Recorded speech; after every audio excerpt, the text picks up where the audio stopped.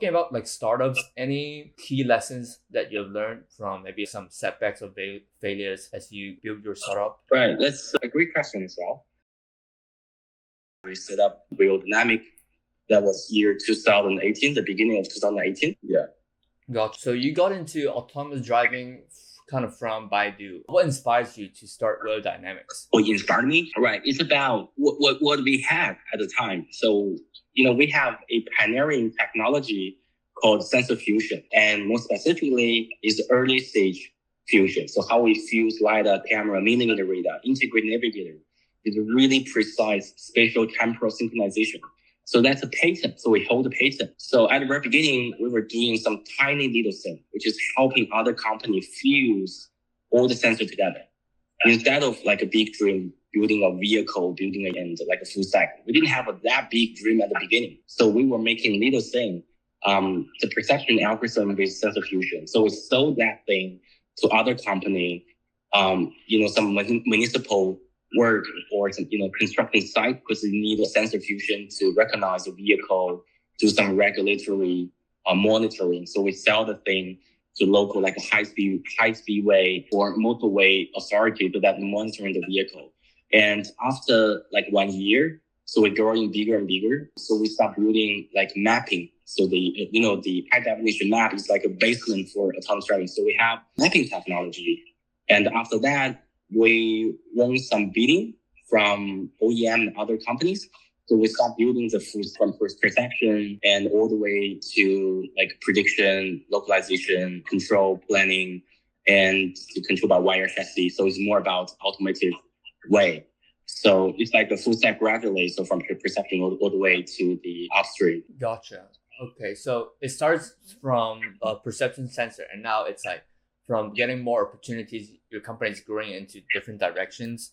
So how, and any upcoming projects that you're very excited in the upcoming 3 months for your company? Right. So we signed multiple MOU with local US company and also Japanese company. So we start shipping our own autonomous vehicle, which we call WD2. So it's like a smaller size vehicle with full level 4 capability to run the vehicle on public roads. And more specifically here in the US, it's about like a gate community and constrained area or even like the neighborhood delivery. Yeah. So it's like that. So the current situation is we want to ship more vehicles here to the US and the Japan side so that our counterpart or clients run out of vehicle. So we don't do operation. Unlike Neuro AI or other companies here in the US, we don't do operation. So we sell the vehicle and also the cloud service to our counterpart and to help them build up the capability to run the autonomous driving fleet, to do like delivery, autonomous retailing, cargo shipping, etc. Yeah. Gotcha. So it seems like you've been working in a lot of different countries. Do you find the regulations in countries from US, Japan, China different? And how do you approach the differences in the regulations? Well, that's a good question. So basically, obviously, different countries has different regulations. And here in the US, it's more about enterprise-wise. So if the company, they would like to do something, they have to knock the door, like to local DMV, to local authority says, okay, well, I want to do it. And I can prove it's like a solid improvement that thing is doable. So local authority like DMV, they're going to issue the permit. So it's like bottom up. In China, it's more about top down. So local authority, governments, they have to recognize probably is the next big thing. Like some top-notch company, they give you the permit to go. So it's more about top down. And I think Japan is in the middle. Japan doing things a little bit slowly or slower than China. And once they woke up, they said, okay, that's the next big thing for the whole country. So the governments, from their perspective, they're going to do that thing. So companies will, follow the guidance of local governments and start doing that thing. So it's quite different. And here in the US, so we team up with our counterpart and clients. So we're going to deal with local regulation together. So, our clients here in the US, they're going to take care of the document issues or, regulatory issues, but we will support them with solid technology, with good products. Yeah. Gotcha. Yeah, I do heard that US is definitely a more open country to test out all those autonomous vehicles from, different levels up to level 4. And I heard that the Chinese government is also very supportive of the development of autonomous vehicles. And I haven't heard much about Japan. I don't know. They are kind of like in the middle ground. I also do know Europe is a bit more conservative as well. But yeah, I do agree. Europe, well, I mean, no offense to European country, but I think for the AI era, they are far behind the world. They are far behind US and China. If US is like a 100 score, US is like 90, and China is like 10, and Japan's like 5, and European country, they are like 1, or even less than 1. Right. Because they have the most tightened regulation on privacy, on safety. But AI is a new thing. You can't say, oh, that thing's 100 or 99.99% safety or sure, and then put it on the road. It's not workable. So, if OpenAI is a European company, can you imagine what's going to go on? Because, local European committee, they're going to put a huge sanction on the OpenAI, says, okay, you can't use data like this way. You can't have a privacy in that way. And hold on a second. All right. So, okay. The laundry is a bit noisy. That's fine. Cool. Yeah. If OpenAI launched in Europe, I think they would never come out. They'll never come out. Yeah. Like Apple, like Meta, this tycoon company, they can do things freely here in the US. But I think their biggest enemy is the European Commission. They have some bizarre rules on different things. So that's going to stop the technology from developing. And China is like a reverse way. So China is like, okay, we do care about privacy. We care about that, etc. But once the government recognize that thing is lucrative, that's going to make money, that's going to help to elevate the technology to another level, the government's going to give you a big yes. A big pass to go. Right. So that's the Chinese way. Right. And here in the US, it's just like completely different, right? As I said, it's more like a bottom up. Right. Yeah, I think there's a huge difference between cultures on viewing risk and safety. Yeah. And I heard that you have a US company, or you're about to set up a US company for Dynamics. What's the main goal for the US office in here? Right. The biggest goal actually is from the company developing perspective is we have very good plans here, and here is US is a big country and a big country for autonomous driving. So we definitely need to have somebody here and to serve our clients, and also doing some BD. And secondly is, I think for a short term, like 3 to 5 years, due to some dispute where, this bilateral relationship, we need to have a US entity and to make the business like a solid US business. Right. Yeah. Gotcha. Cool. And also heard that, you even as a US company or Chinese company, you're focusing more on providing the car or the software services to other companies, to other like autonomous driving service providers. So yeah, I think that's a really strategy move, because like not a lot of companies actually like have net profit right now. So it's being like a service provider for those companies. I think that's like a great move as a company. And yeah, any thoughts about that? Yeah. So this is a major difference between our company to others. So first thing first, like Waymo, like Zoox, they're doing a great job. Their products like very futuristic, right? So they're gonna make money out of the service, which is mobility as a service. So they provide autonomous driving, like a robotaxi service. So you pay the service. You don't pay for the vehicle, right? You don't pay for the infrastructure. That's really costly, like $1 billion. But since we are Dynamic, we are a company with 40 people, and at the very beginning we only have 4 people. So we're selling diggers. We can't just dig the gold mine. I know the gold mine is shining, but we're selling digger at the beginning. So what is the digger? It's the mapping technology, it's the sensor fusion technology, it's the perception technology. So we did a lot of POC, proof of concept works, for OEMs and other autonomous driving companies, both in China, Japan, and other countries. So we start making money out of these diggers, selling modules. But definitely to invest to our investors, selling autonomous driving vehicle eventually here in the US and Japan is the ultimate goal. That's the story which support our, the validation. That's for long term. But for a short term, you still have to secure a very healthy cash flow, right? So selling modules is a way to secure our cash flow. Gotcha. Okay. I think as a startup, I think this is a really great strategy overall. And I see that you have a vision of being one of the autonomous vehicle company, but you kind of start stage by stage. Talking about like startups, any key lessons that you've learned from maybe some setbacks or failures as you build your startup? Right, that's a great question as well. So to our industry, there were more than 100 companies at the very beginning. If we date back to 2018, and some of them bankrupt, some of them disappeared. Some of them, the founder, they have a fight. So the company just disappeared. So that's all the license. So I talk also to my investor. We are not a 5-star celebrity company, right? You know what I mean by celebrity company. So each of you may jump off from big names like a Google, like Tesla, and you set up the company. We are not like that.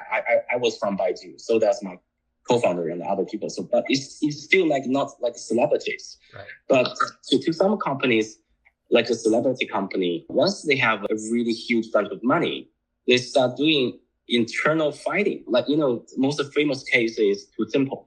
Yeah. And I know another company in China, they called Roadstar AI. So they did a fundraising for almost like 1 billion Chinese yuan, which is 128 million US dollar for their first round. So that's unimaginable.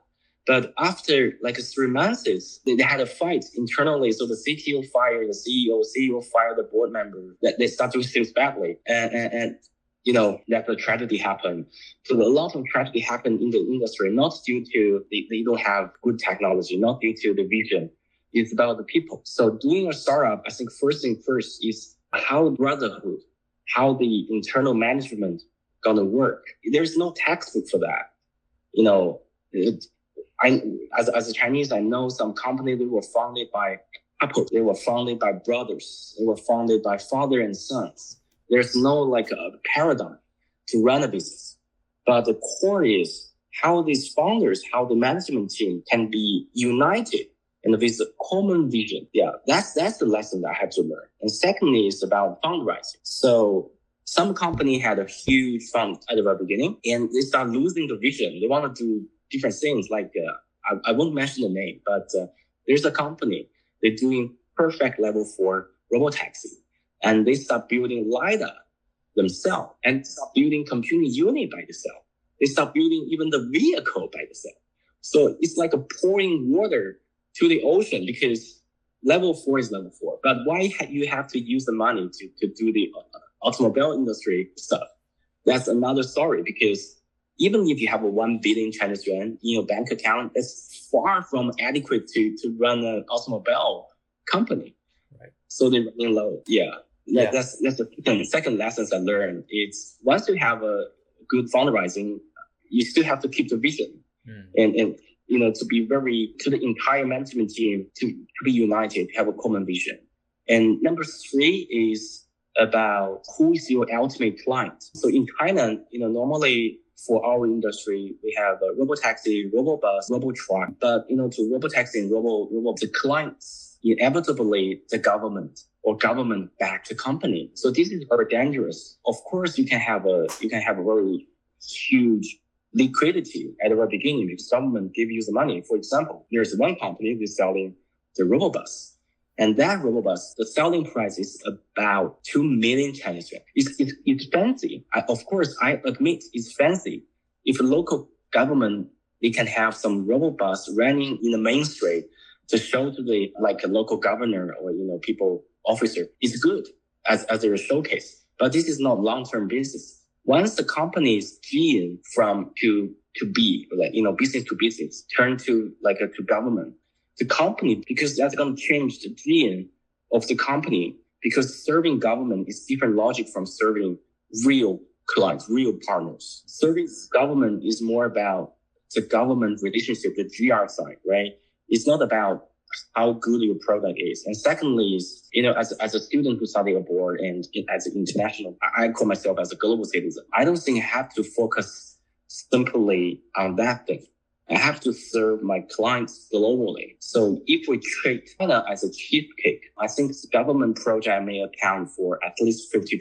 But if we're thinking about a big cheesecake, like a globally, I think, even in the US, they do have a government project, right? But it's only like a tiny slice of the pizza. So our company Gene is still like a business to business, which is like a perfect B2B company. This is good because we earn the reputation, we earn the money from real customers. This is important. Yeah, there's a Chinese saying about the gene of the kid depends on the first milk of the kid. Yeah, if the first bottle of the milk comes from the government, it's a little bit bizarre, a little bit weird for the kid to grow up. Right. Yeah, I definitely see most companies, they do B2B. It's you could say like an easy way to start, as well as, dealing with government is definitely a lot of obstacles on regulations, on their bureaucracy. But I want to say like Baidu is definitely a celebrity company as well. In China, Baidu is so good at doing GR. Baidu is so good at doing GR. Right. Yeah. So I'm interested. How do you meet your co-founder? Do you have co-founders for Whale Dynamics? Yeah. So our company, for the business side, we growed up organically. And to our co-founder is also like a very organic organization. So we had a few people at the beginning, but some of them, they left it. So they left the Whale Dynamic a few months later because they still want to join a big company to secure their salary, to secure their future. I won't blame them. This is different personality. Right. Think about the Mayflower, the British who jumped into that ship that came to the US. That's about the personality. If you want to stay in Europe, you can stay in Europe. If you want to come to the new continent, you can come. It's risky. It's like a venture. So doing a startup is also like a venture. Even if we had few co-founders at the beginning, but not everybody can escort you or escort the whole company go to the IPO. Not everybody. Even, the perfect example is even to OpenAI, right? OpenAI is a well-known company. It's doing perfect, but still the management team, they all left Sam Altman. I mean, due to no reason probably. It's just a personality. So our company grew up organically. We have different people jumping onto the ship. We're building up the ship bigger and bigger. So everybody who came to Whale Dynamic, they must admit they want to take this venture. Secondly is we have to be united in the vision. We can ask headhunter says, okay, David, we can give you 10 people for your management team. We can give you 10 awesome engineers. Boom, that's it. This is not like playing a game, right? You're buying players from different clubs. This is about you met new people and you have to talk. You have to doing some calculation of the field. And so the company grew up gradually. Yeah, well, this is my way, but I know some other celebrity company, they have a huge venture capital from VC, and the VC helped the company to build up the team. They call people from Meta, call people from Google. They say, okay, that's a new company. So the venture capital helped them a lot. But even we have venture capital, but our venture capital won't interfere or, doing some intervention to our core business. So they let us grow up organically. Gotcha. So interesting thought. Yeah. So I think for co-founders for your company, or maybe you're looking for people who share the same vision and able to take some type of risk on startup, because startup is always, there isn't a clear conclusion on whether it will be successful, but you kind of have to bet on the vision as well as the vision of the founder. Any skills or qualities that you're looking for people who wants to join your company? So for technical side, the guy must be a good coder. We don't have management team for management. We don't have a guy just for doing management. That sounds hallucinatory because for a small company, you have to have a solid skill. And secondly is we are a small company, but with students study abroad, like 85%. So we have people from European countries, the UK, US, and Japan. So we are a company with multilinguals. So we speak English to our clients directly. And so we're looking for a candidate, with really good international background. And secondly is the guy must be good at coding. Yeah. And besides that, nothing else. Yeah. Gotcha. I see. Yeah, cool. So I'm definitely not a software guy, but I understand how important software is in the autonomous driving industry. There's different parts. Are you looking for any particular type of software engineers? I think you do a lot of perception, a bit on mapping, a bit on overall. Any type of software engineers you're looking for right now? Right, that's a great question. I share with my experience. Yeah, we have somebody like 10 years ago. So at that time, OpenCV is like the pioneer. So students who working in Baidu, they are so good at doing OpenCV. But now we have a new graduates from like top-notch university. They are super good at doing coding for neural networks. So this is not about personal skill. This is about the whole industry. Not only industry, but also academia is growing up. So we always welcome new guys. And to myself, to my personal understanding, I hate, senior guy from big companies. They're doing management for too long time. They can't do coding anymore. And their vision is not as fresh as young graduates. To large language model, for example, large language model. If you ask somebody from Baidu, if their age is over 40, it took them huge potential energy to jump into that level, to learn the large language model. But to young graduates like year 25 or 27, they already studied that during the college time. Yeah. So the entry barrier for young graduates is lower even than a senior from Baidu. So I do welcome these fresh graduates. I know they can make a difference. Cool. Yeah, that's a really different thought. I think a lot of companies, they want senior experienced people, but I could definitely see I am definitely a entry level engineer or someone fresh out of college. But I do think our generation has a drive on trying to get things done, knowing more about or being open about learning new stuff. And exactly. Yeah, that might be one of our advantage of our generation. Yeah, we have AI supporting you. You can be an expert within a month, right? I mean, not 100% sure to the technology, but you can at least gain 80% of the technology, the knowledge within a month. And secondly is, echo to the question you mentioned. We don't have LiDAR like 10 years ago, commercial LiDAR, and we don't have really precise integrated navigator back to 10 years ago. So all the sensors developing, like NVIDIA or Ring-based and next generation SOAR-based, these are all new things. So if you talk to a senior guy from Baidu, like an old guy from Baidu, he doesn't even know that stuff. Yeah. Yeah, that's really funny. But yeah, I guess talking about maybe younger people or maybe to yourself, what's one advice you give for your 20-year-old self? Well, I'm far beyond giving advice to younger people. I'm not that successful. But if you ask me some advice, I think is keep learning. Yeah, keep learning. I talk with my friends how to define people like childhood. So because in China, sometimes people celebrate the Children's Day and say, okay, I'm still young, I want to celebrate Children's Day. So I asked them, how could you define you are still a child? So what's the childish mean? First thing first is you still have the curiosity. And second is you still keep the heart with justice. You know what is wrong or what is bad. My son, George, he's 4 years old. If you ask him what is wrong or what is right, he knows. If I took his apple, he said, this is wrong. But, as an adult, once you grow up, you become, bizarre to this question. You can't figure out what is right or what is not right because they are profit behind it. They are relationship behind it. So sometimes you just lost. Yeah. So don't be lost. And most important is still have to keep the curiosity. And that's the trigger. That's the engine to the young people. You have OpenAI, you have more powerful search engine than my year. I was 20. So you can learn quickly, much more quicker than I did. Yeah, definitely. Like ChatGPT itself, you can learn anything easier than any time in the history. Yeah. And I discovered, to some teenagers, they become lazy due to they have ChatGPT. Now that laziness is not about they don't have the motivation to find the technology. It's once they know there's an OpenAI somewhere, they don't even have the motivation to do the search. So they want to do the search when you ask the question. So this is the bad. To our year, I learned knowledge right in the school and textbook. So I accumulate huge thick book of knowledge, right? But to young people, once you feel there's somebody going to back you up, there's some AI going to back you up, you stop learning. When the teacher asking you questions, said, hey, David Cole, I want you tell me what LiDAR. You start searching instantaneously. And after that, you forgot. So this is the bad. Yeah. But the good thing is you have a new tool to use. You have a new powerful search engine to use. But, back to the topic, you have to physically learn that thing and squeeze into your brain.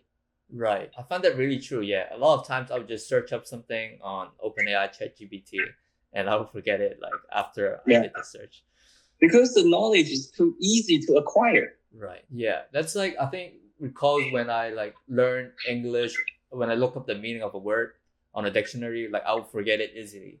And what helps me remember word better is by first knowing its meaning and then keep recall and seeing it continuously, as well as knowing how to use it in like an example sentence. I think that's the same for any type of knowledge. You know, you learn, keep repeating it and knowing how to use that piece of knowledge. I think that's how human brains work and how we learn.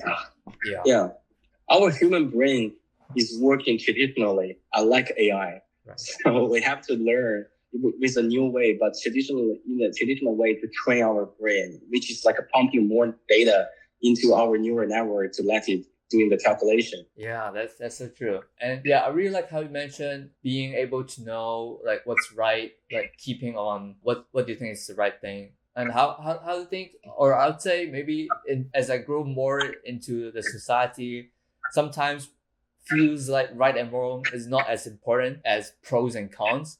Like a lot of times, if there's more pros, even though it's the wrong thing, people would do it. Now, what's your thought about that? Is right or wrong more important, or it's pros and cons more important? I still think that right or wrong is more important. Yeah, and this is a lifelong question. I ask myself multiple times. So for example, you have a short-term target, you have a long-term target, right? I'm not saying short-term target is not important, but you can always treat short-term target as your ultimate goal. So this is about wrong and right. You know, have a good marriage is definitely right. Have a stable relationship is definitely right. These are all the big. I think why this is not intelligent, not street smart. So back to the topic again.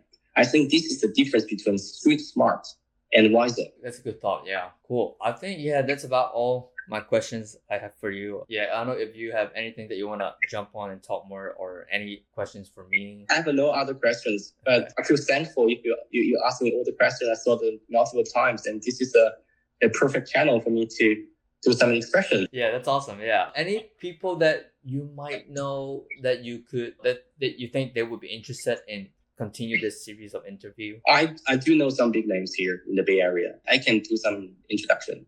And also I have my personal podcast channel. So in Chinese, it's called, which is really popular. So we have 1 million viewers every episode. Oh, wow. Yeah. I don't know. Maybe I've heard of it. I'm not sure. So it's me, Danny, and Emma. We do that. Previously it was weekly. Now we're doing it monthly. So we have interview of the CEO of different EV companies, autonomous driving company, and we do review of AI technology, or even good technology. So it's like a monthly updating podcast, and so far so good. It's very popular in the Chinese speaking community. Okay. Oh, interesting. Please send me more details. I will be very interested in checking. Cool. I will do it. Yeah, I guess that's it.